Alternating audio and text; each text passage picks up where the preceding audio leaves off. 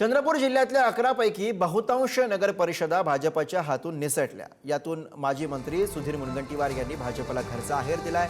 काँग्रेसने वडेट्टीवारांना मोठा नेता केलं। दुसरीकडे चंद्रपूर, गडचिरोली, भंडारा आणि गोंदियाला एकही मंत्रीपद नाही असं मुनगंटीवार म्हणाले। पक्षात दिल्या जाणाऱ्या प्रवेशांवरून सुद्धा मुनगंटीवारांनी नाराजी व्यक्त केली। तर पक्ष बिनदाराचाच असावा, व्यक्ती योग्य आहे की नाही हे पाहिलं पाहिजे असं मुख्यमंत्री फडणवीस यांनी म्हटलं। يا اخي تفوز والله خوش رايك صح عندي لك رقصه قويه يا الحبيب اسمها الصبوحه خطبها نصيب مد يدك كنا بتعطيها كف وهز شتفك هيل خليك شديد عطني رقصه الفريس करावं लागेल।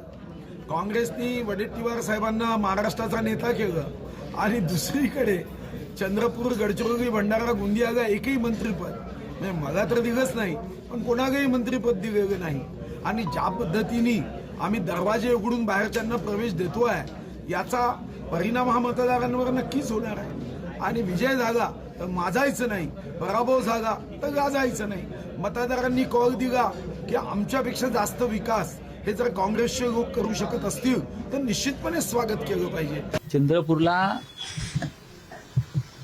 काँग्रेस पक्षाला मिळालेलं यश हे नेत्रदीपक आहे। ते तुमच्या पक्षांतर्गत गडबड्या काय हा तुमचा अंतर्गत प्रश्न आहे, पण काँग्रेस जिंकली आणि भारतीय जनता पक्ष पराभूत झाला आणि जिथे भाजपच्या नेत्यांना पराभूत करायचंच होतं तिथे बरोबर त्यांना पराभूत करण्यात आलेलं आहे। म्हणजे मशीन त्या पद्धतीने वापरल्या गेल्या, म्हणजे सुधीर मुनगंटीवार असतील किंवा अन्य कोणी असतील सगळे काटे अशा पद्धतीने दूर केले। पक्ष हा बिनादाराचाच असला पाहिजे। फक्त प्रवेश देत असताना व्यक्ती योग्य आहेत की नाही, पक्षाला फायद्याचे आहेत की नाही हे आपण बघितलं पाहिजे।